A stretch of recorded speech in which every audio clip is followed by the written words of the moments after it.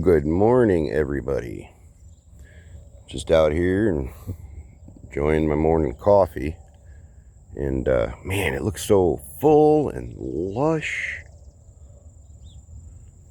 I tell you, the last month, I don't mind the high temperatures, but these random downpours of like inches of water is really not ideal. And yes, I'm thankful for the rain because then I don't have to irrigate. But I'm running into just a couple issues, and it hasn't really had any negative effect yet. But it is just a matter of time if temperatures and the air doesn't dry out a little bit here. But like, here's a perfect example. All right. I've been harvesting summer squash for over a month now, okay? Never had a problem. But now I'm noticing all of the male flowers and some of the flowers that are on the ends of the fruits after they die, they're starting to develop a fungus. You see this? See that fungus all along in there? Okay. And it hasn't started to spread, but see what's happening is it's falling on the leaves. All right. And with the temperatures and the moisture level, that can start to spread like wildfire. So look at it, it's just like made it goo. It just fell apart in my hand. But if that spreads, that can cause a widespread fungus outbreak if we don't get some drier temperatures. Like I'm controlling it for the most part. I do have fungicide on hand. I'm not too worried about it.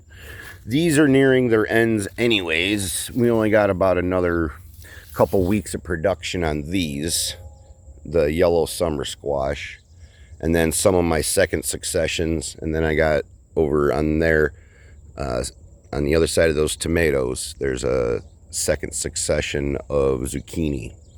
So, as long as I keep an eye on it and we get a little bit dry heat, I think I'll be okay. But I just don't want it to spread to the rest of my stuff. And we got some monster-sized tomatoes here. Look at the size of that.